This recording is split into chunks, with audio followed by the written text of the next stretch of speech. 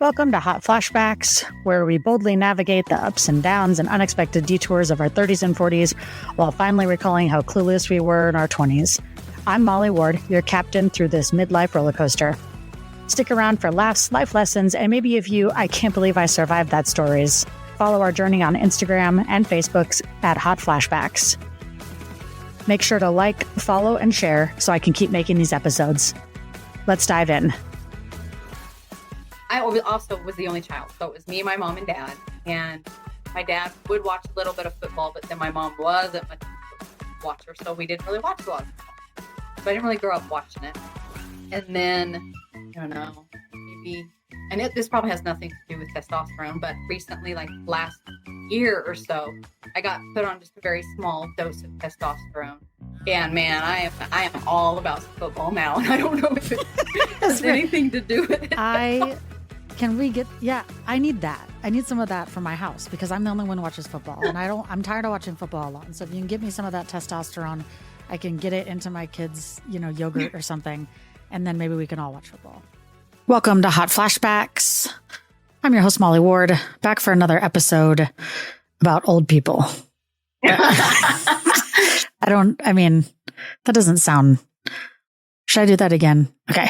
Back for another episode about aging with grace. That's better, right? I think people feel better about that. I am so excited to be back. It's been a couple of weeks. Things have been busy. I've had a lot going on and I wasn't able to release an episode, but never fear. I'm back and I'm here with my friend, Deb. That's your cue. Hi. There you go. Hi, my name's Deb. You're so serious. That was kind of like that had like a kind of sex operator voice. Do they still have that? Like where you could call a number and like talk to someone? I don't know. I'm looking into this. I need to know. Deb, thanks for being here. I'm so excited to talk to you and see your face and talk about the weird things that you have hanging up in your house like we just did. But let's talk about how we know each other and how old you are. That's the really important thing. So give us the rundown. Tell us a little bit about yourself. I'm 51. I've been married for 26 years. I think it'll be this June. Not normally from Utah. I'm originally from Oklahoma. You and I met through roller derby. And that's basically it in a nutshell. And you just celebrated a birthday, right?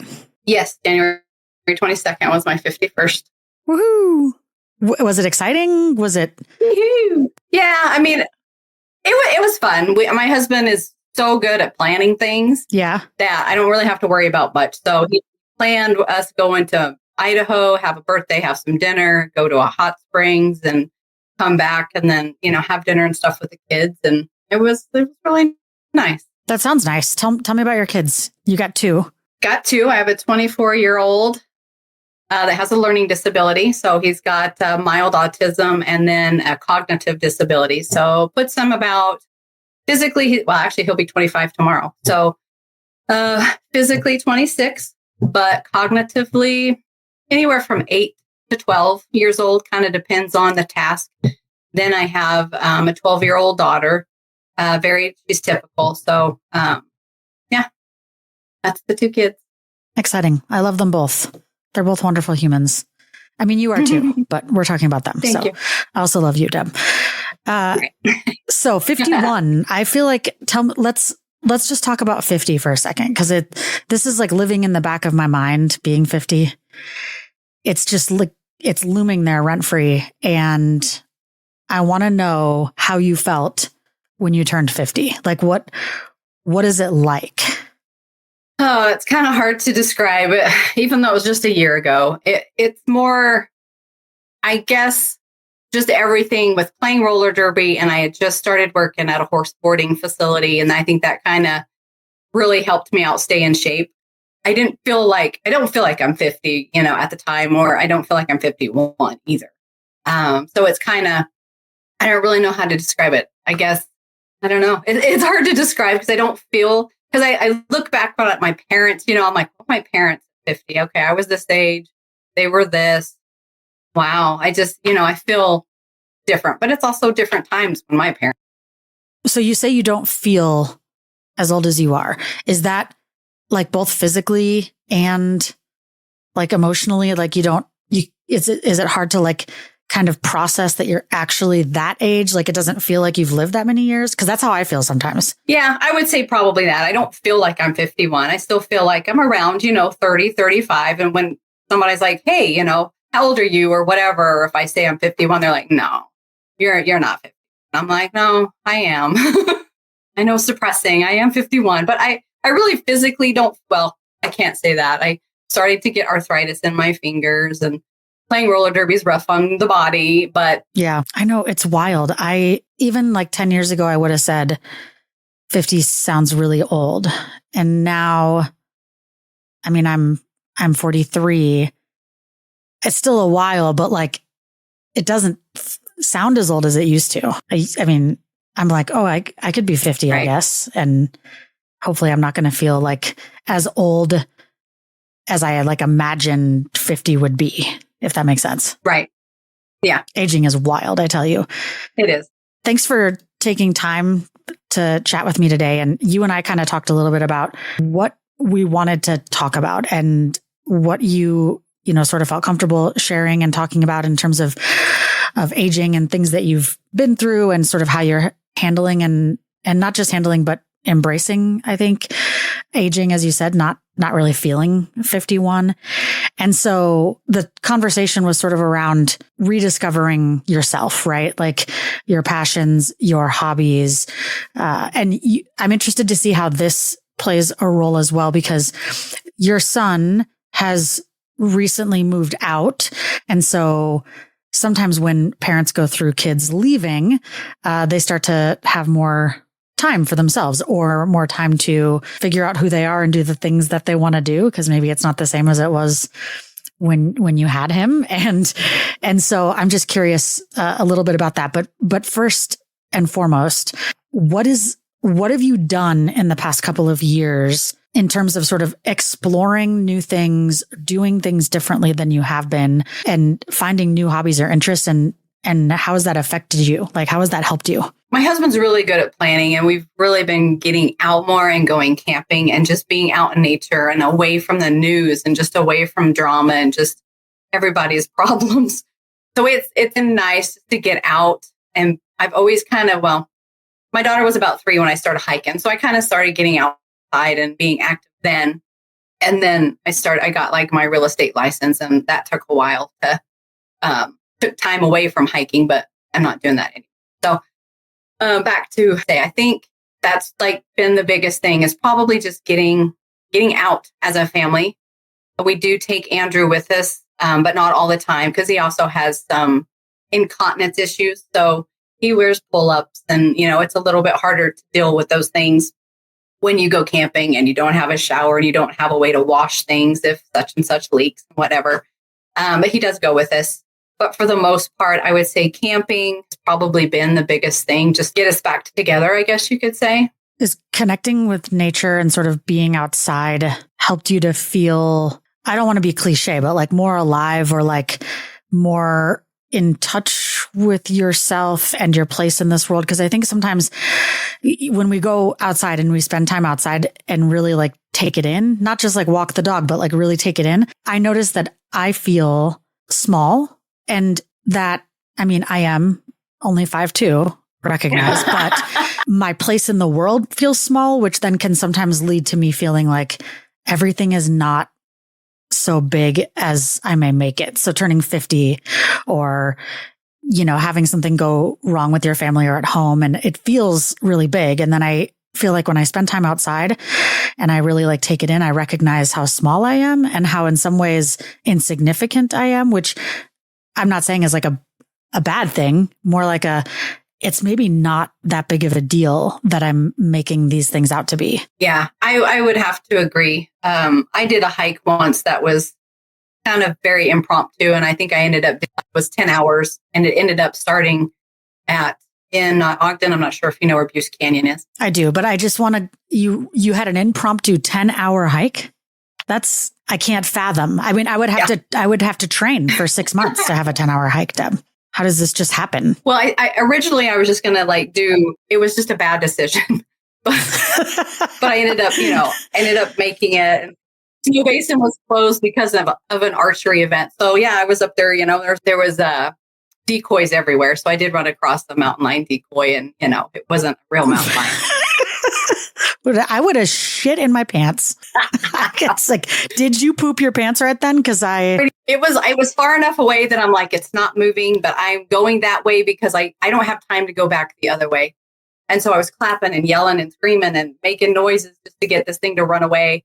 And the closer I got, the more it didn't move. And I was like, this is really weird. And then once I got closer, I'm like, oh, that's weird. It's a decoy. Okay. And then I came across a moose decoy and a boar and elk and all these other ones. And then I came across a hunter that said Snow Base was closed. So I was like, oh, okay, well, that explains why there's nobody else on this mountain. But the reason I was saying that is when I look at where I was, I went over where Snow Basin's towers are, and I ended up down at the parking lot. That's where I had Ryan pick me up. But I look at where I was and I'm like, wow, I was right there in that little tiny spot. You couldn't see me, from there. But when you look at it and how massive the mountain, I conquered it. I went over, granted, I had, I think it was 12 crackers and 2 ounces of peanut butter, but it was a good hike. But I feel that way when I'm out and I'm hiking in nature, or even just go camping, and you see these massive trees, you're just like, you can't help but just take it in and feel small. Yeah. And sometimes like feeling small in the best way, like not recognizing that like you're not important or you don't have impact, but recognizing that sometimes the things that we make really big or really important in life, like whatever these wrinkles are on my forehead, which I stress about. I think I get these wrinkles from stressing, ironically enough. And they seem like a big deal to me. But then I go outside and spend time in nature and think, oh, I guess my wrinkles aren't that big of a deal. But then I come home and I'm still stressed about the wrinkles. So I don't know if it's working. I think what the answer to that is to stop looking in the mirror, which is, something I've highly considered doing. I'm like, oh, I have wrinkles? I didn't know. I haven't looked in the mirror. Just take down the mirrors in the house. Yeah, sure. Why not? I just want to say that earlier you said that it was a bad decision. It was an ill-informed decision to take that 10-hour hike. And my bad and ill-informed decisions look a lot different than yours. Because if the worst thing I did was accidentally take a 10-hour hike, I'd be really proud of myself. My bad decisions look different. like maybe I shouldn't have had 2 cheeseburgers, just one would have sufficed, but alas. Can you recall, like, when you look back, when you were raising your son and when you were in your 20s or 30s, did you imagine or picture what life would be like for you now? And is it the same or different? Oh, it's much better. Yeah. Me and my husband, it was kind of rough with most people. You're 2 individuals, you get together, and now you've got to figure out how to make it all work. We were stationed in Japan when my son was born. And it was just, we grew up differently. He was without me for 6 months before I got to Japan. Then I finally got to Japan, and then it was like, okay, now we've got to, try to do this marriage thing. And we did, we stayed together, and there was times where we almost didn't stay together, and all somebody had to do was sign a line and it was done. It was over, but here we are. But we are doing a lot. I don't know. This is probably the happiest I've ever been. Aw, that's so great. I say that because I really do, like, in my mind, even now at my age, sometimes fear that being older is going to be worse. But a lot of people feel like getting older is better. Like you feel better and that life is good. And because I don't think I thought that at 20. I wasn't like, oh, being 24 is so awesome. Life is so good and I'm so free and this is so fun and I'm so good at life. I don't think you feel that when you're younger. So I'm excited that at some point I'm going to feel like I'm doing this whole life thing the right way. Yeah.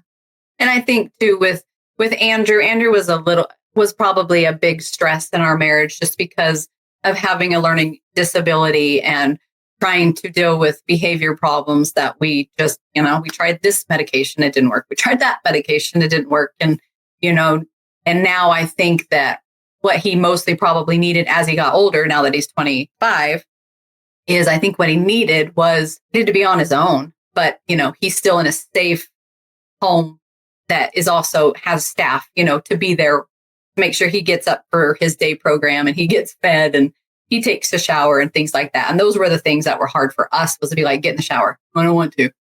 Well, you don't have a choice. Get in the damn shower. Now somebody else deals with it, not us. Exactly. If you have a son of any age, you're familiar with that argument. Take a shower. Oh, I took a shower like 3 days ago. Yeah, I know. Get in the shower now. Why? I'm not going to go anywhere. Take a shower because you stink. No, I don't. Oh my God, I'm not talking about this anymore. Get in the shower for the love of the rest of us. Seriously. God, boys smell bad. So what have you done to sort of embrace spontaneity and finding your passions and kind of trying to reignite? I mean, I know you mentioned like that things weren't always easy between you and your husband, but now things are really good. And when I say finding your passion, I don't want you to tell me about that weird sex thing you have hanging above your closet right there.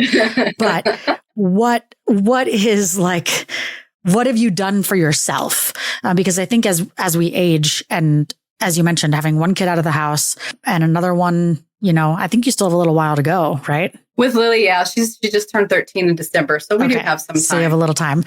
But what have you done to take care of yourself and to really embrace spontaneity or adventure? I would say when Derby came into play, that was one of those things that I was like, oh, I can't do it. Andrew has mountain bike practice. Wasn't really going to work out. And then I kind of hit a point where I'm like, screw it. Ryan can take him to mountain bike practice. I've never done a sport before, but I've liked skating. So I'm like, why not? Let's try this sport. And so I tried it and, I loved it and been doing it since 2018, I think. And I really think the spontaneity is kind of like just not really having to worry about having to find a babysitter for my adult son that I can't leave at home, and now I can leave my 13-year-old at home by herself because I can be like, okay, get in the shower at 7, be in bed by 8. We'll be home whenever we get home. Love you. It's given you a little bit of freedom.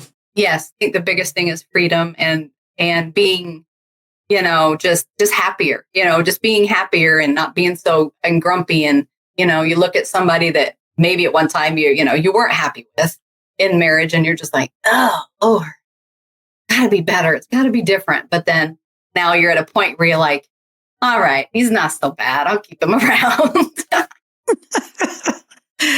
Yeah. As I get older, I feel I want to be more adventurous and spontaneous, but I also have this fear of injury that I think, really kind of keeps me from doing some things. And the fear of injury is more like if I, broke my ankle at 25 or 30, I feel like it would heal in a reasonable amount of time and nobody would be, wildly affected by me not being able to walk for a few weeks. And now I feel like so many people are dependent on me and my ability to just help and do the things I'm supposed to do in my life and do my job and all those things. And also that it would take like twice as long to heal from something like that. And I think sometimes that actually keeps me from doing things because I'm like, I don't really want to break a leg right now. Like I have a lot going on and I have a lot I'm responsible for. How do you get over that kind of fear of what might be just an injury to a 30-year-old could be kind of a bigger deal for someone who's 50 or 55? You don't ever get scared like that you're going to just hurt yourself bad and not be able to do the things that you want to do for a period of time? I would have to say no. I mean, kind of in the beginning, I was like, oh gosh, am I going to have to give up something? Because I don't want to get hurt. I can't work. And then I don't want to get hurt at work. And then I can't play derby. So I've just kind of found, and even at work, there's not really any way for me to get hurt. Yes, I could get kicked by a horse, but I know these horses and I've worked around them long enough to know which ones might get a little shitty and, whatever. So I'll tell you who's not getting kicked by a horse. It's me. So there's, something I don't have to think about being afraid of. So that's good. I imagine getting kicked by a horse would really suck. So I'm not putting that on my bucket list. Oh, speaking of bucket list, do you have a bucket list? I would say my bucket list really consists of going to certain places that I've just had in my brain. They just look beautiful, that I just want to go to. When Andrew was little and they needed to do testing, they actually sent us from Japan to Hawaii, just me and him. So I kind of knocked that off of my list. And I would say like Greece. I want to go to Greece. I'd love to go to Scotland, Ireland, any place that really has castles. I like older historical stuff. I'd love to go to Italy and see all the ruins. So your bucket list is mostly travel. Yeah, I would say it's mostly travel. I mean, if I could say, hey, I want to own my own ranch, that would be amazing. Yeah. But I just don't see that happening. When I was younger, I wanted to work with horses, but with people with disability with horses, So, and right now it's not that. It's just, well, that's half, Deb. That's half of the thing on the bucket list. So that's pretty good. Working with horses with children with disabilities. Yeah. And so you're doing half of it. There's still time. Right. Right. I read this article the other day. I was talking about how, by the time you hit 40 or 45, you've lived like half your life. And I think I wanted to feel good about that. Like I wanted to be like, yeah, I still have halfway to go. But then I was like, oh my God, I still have halfway to go. Am I going to make it? It seems so long. Like, I don't know if I could do this again. Do you think the second half is going to be better than the first? I'm hoping. I'm hoping it's going to be better. I think just as long as, just takes after me instead of Ryan, maybe, she'll be on the right focus of stuff. And even Ryan said that too. He's like, good thing she takes after you on certain things. And I'm glad she takes after him on certain things. I'm not very competitive as far as like football and, stuff like I like football now, but before I'm just like, football sucks. But don't ever say that again on this show, that football sucks. I want you to take that back. I'm deeply offended. I'm going to be honest with you. I never really liked it. I never have liked it, even growing up. And I honestly think it's because I also was the only child. So it was me, my mom, and dad. And my dad would watch a little bit of football, but then my mom wasn't much of a football watcher. So we didn't really watch a lot of football. So I didn't really grow up watching it. And then, I don't know, maybe, and this probably has nothing to do with testosterone, but recently, like last year or so, I got put on just a very small dose of testosterone. And man, I am all about some football now. I don't know if it has anything to do with it. I need that. I need some of that for my house because I'm the only one who watches football and I'm tired of watching football alone. So if you can give me some of that testosterone, I can get it into my kids, yogurt or something. And then maybe we can all watch football. It would be nice. That's hilarious. Very small amount. So 0.06. was that like a menopause thing? I don't know. I don't know if I'm like the last time I went to the doctor, he didn't say anything about like being premenopausal, but I've had some things going on, that I feel like I am, but I also haven't been tested. I guess they can test you now, like before and say, oh yeah, you're in it.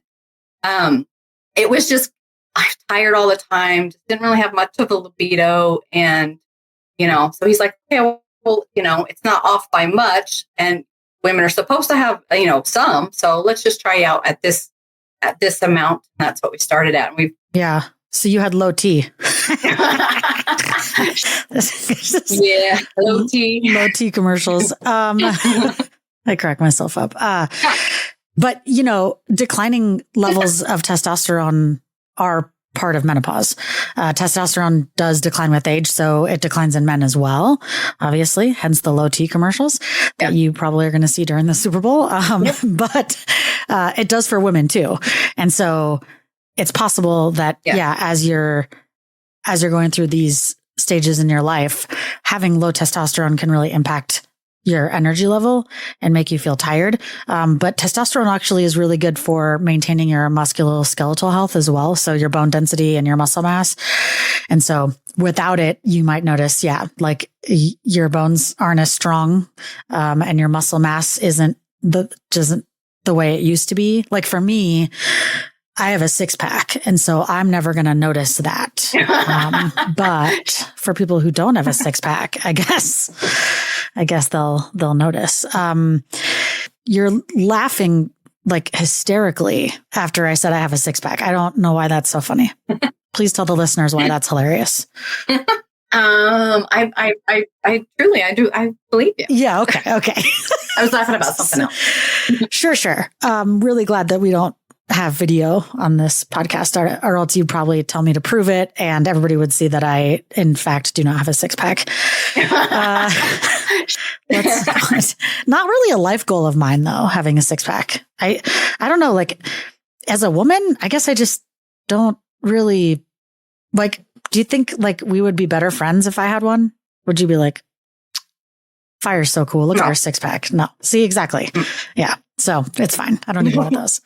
But testosterone levels and menopause or premenopause is a real thing. So maybe, just you could just go to the doctor and have them check, and then you can like figure out all the levels of things. But I think women underestimate how important testosterone is, because we think of it as primarily a male hormone, but it's not. So, but too much of it and you'll get acne and facial hair. So try to find that like sweet spot where like you have energy and a sex drive, but do not have a beard, right? That's what I think we're all going for. Right.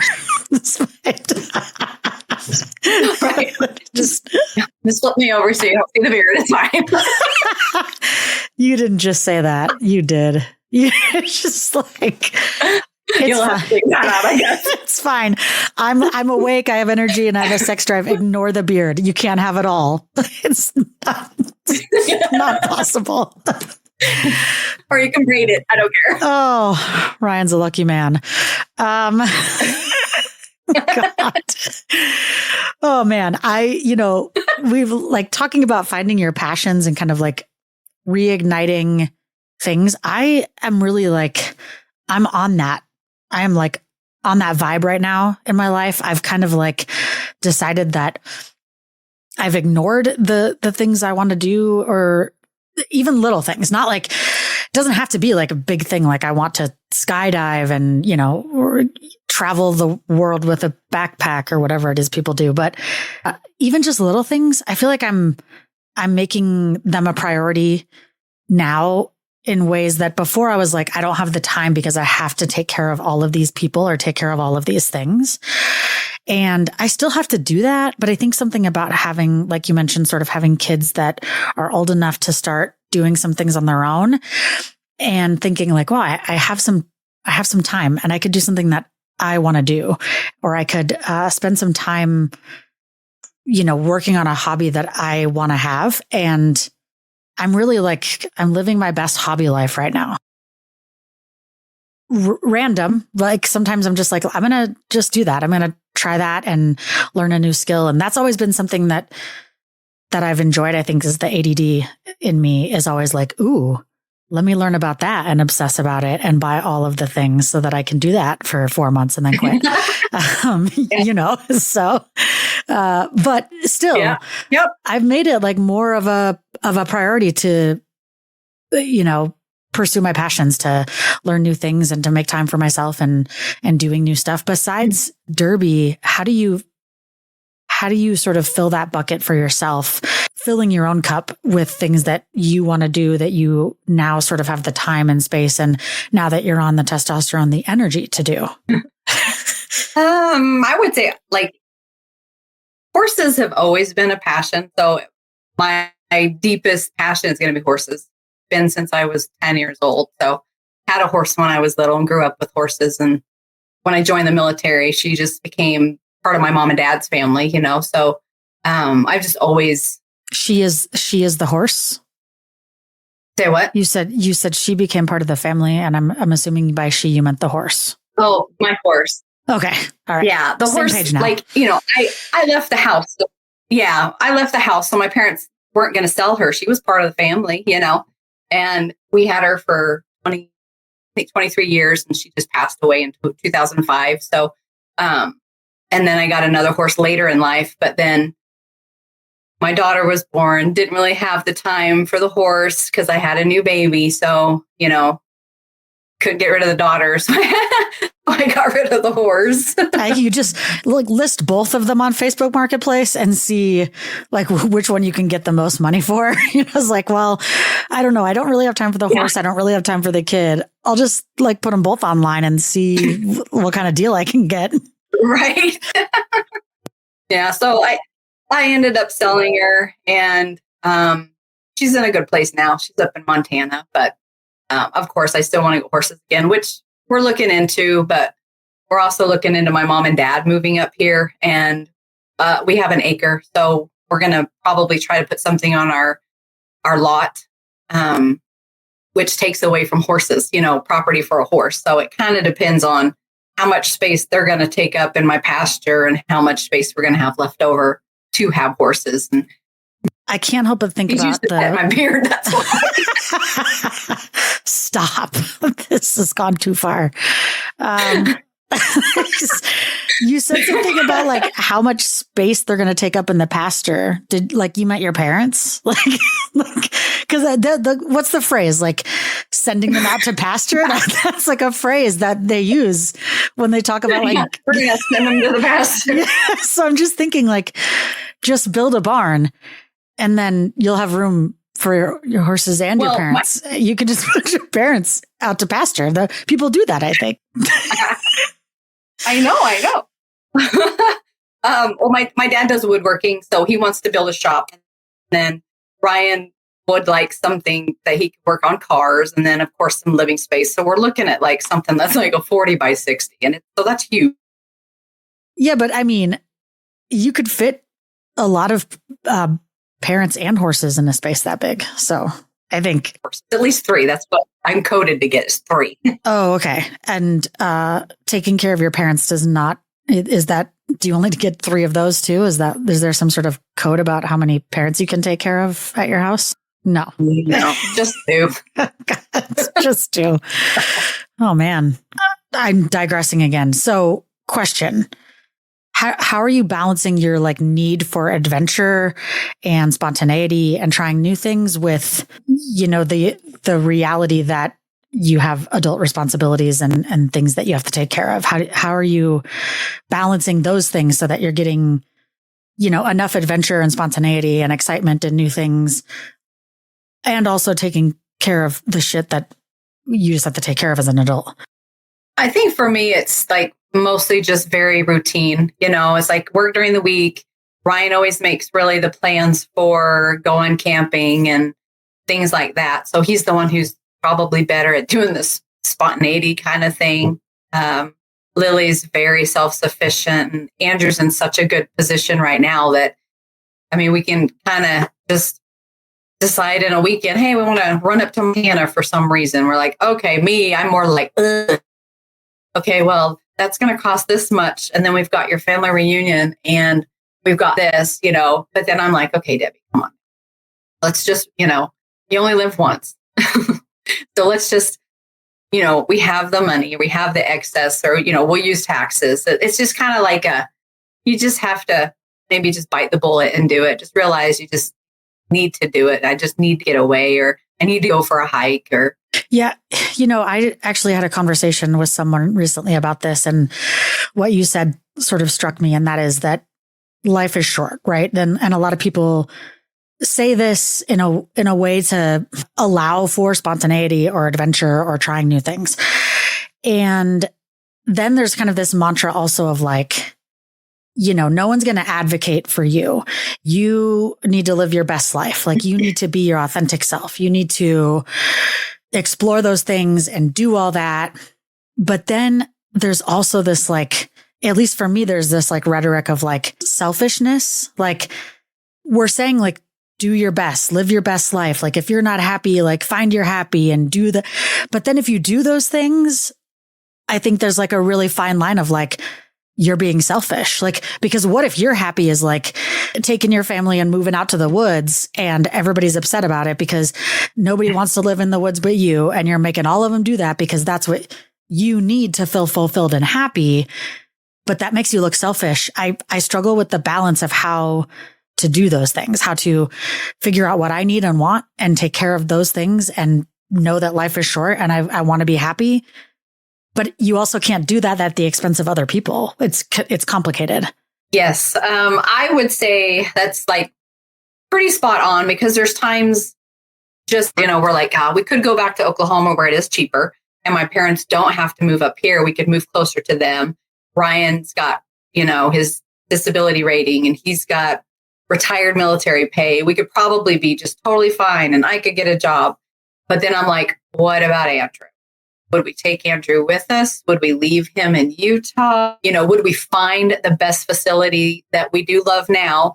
We find something like that in Oklahoma or Montana or, somewhere else we decided to move to. And do I really want to uproot Lily from her school that she loves? And that's what she's known since since she's been born. So I totally get what you're saying is I feel like that would be selfish if I'm like, nope, we're going to move back to Oklahoma. Yeah.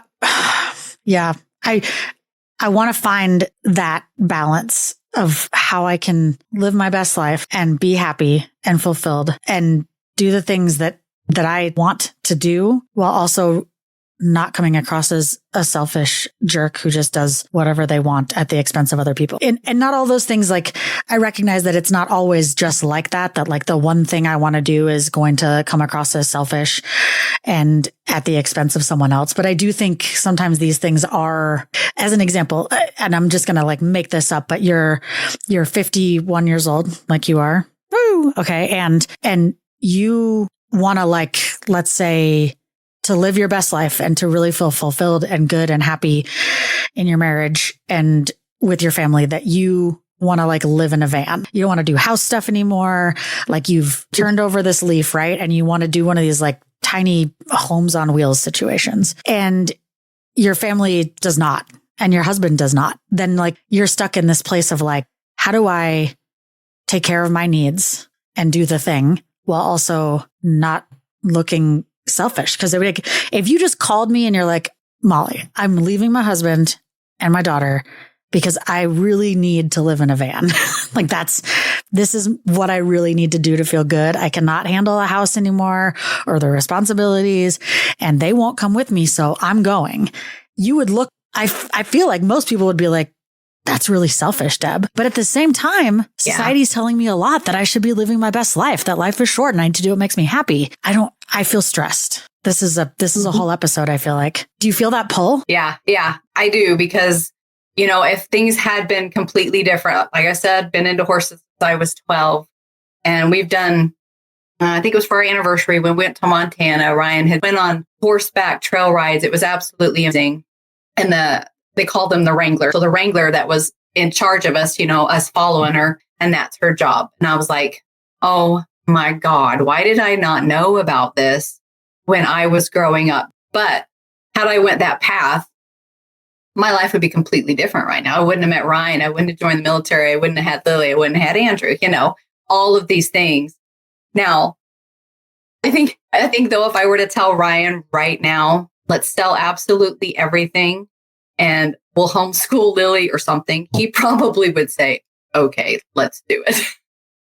Because just to feel that freedom, because, right now with everything going on, you feel like you can't even, shit without somebody going, well, you're doing that wrong.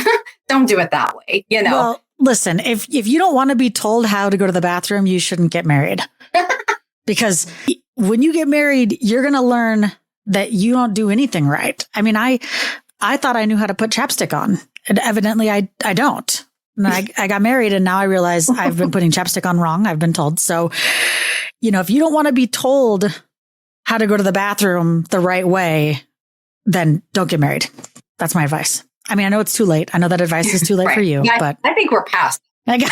You're past that. You've learned how to drop a deuce properly and meet everyone's standards. I'm just so proud of you. Yeah. Well done. Yeah.